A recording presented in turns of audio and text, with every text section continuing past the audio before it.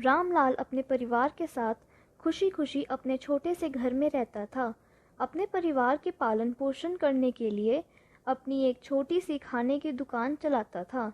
रामलाल का एक बेटा जिसका नाम राजू था। रामलाल ने अपने बेटे का एक इंग्लिश स्कूल में पढ़ने के लिए एडमिशन करवाया। रामलाल अपने बेटे की हर ज़रूरतें पूरी करने के लिए बहुत मेहनत करता। रामलाल अपने बेटे की ज़रूरतें पूरी करने के साथ साथ अपने बेटे को अच्छे संस्कार भी देता। रामलाल का पूरा परिवार एक साथ खाना खाता। खाना खाने के बाद राजू अपने पिताजी से अच्छी अच्छी कहानियाँ सुनता। सुनते सुनते सो जाता। पूरे परिवार को छोटा सा घर स्वर्ग के महल से कम नहीं लगता। राजू का एक दोस्त जिसका नाम चिंटू था, उसके साथ ही पढ़ता था। एक दिन चिंटू ने राजू को अपने घर आने को कहा। राजू ने अपने पिताजी से पूछा चिंटू के घर रात रुकने के लिए, तो रामलाल ने भी हाँ कर दी। राजू अपने दोस्त चिंटू के घर रात रुकने के लिए चला गया। चिंटू के घर सबने खाना खाया और अपने अपने कमरे में चले गए। चिंटू राजू को अपने कमरे में ले गया। चिंटू का कमरा बहुत अच्छा और बड़ा था। चिंटू के कमरे में एसी लगा हुआ था, इसलिए चिंटू का कमरा काफ़ी ठंडा भी था। फिर भी राजू का वहाँ मन नहीं लग रहा था। चिंटू ने राजू से पूछा, क्या हुआ, उसका दिल क्यों नहीं लग रहा? राजू बोला, हमारे घर में तो पूरा परिवार खाना खाने के बाद बैठकर बातें करता है और पिताजी कहानियाँ सुनाते हैं।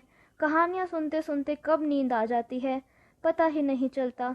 चिंटू बोला, राजू क्या मैं तेरे घर एक दिन रुक सकता हूँ? राजू बोला, हाँ क्यों नहीं, कल ही मेरे घर चलना, पर हमारा तो एक छोटा सा घर है, क्या तुम वहाँ रुकना चाहोगे? चिंटू कहता है, क्यों नहीं राजू। राजू की सारी रात करवटें बदलते हुए गुजरी। अगली सुबह चिंटू ने अपने माता पिताजी से राजू के घर जाने के लिए पूछा। चिंटू के पिताजी ने कहा, जैसे तुम्हें ठीक लगे।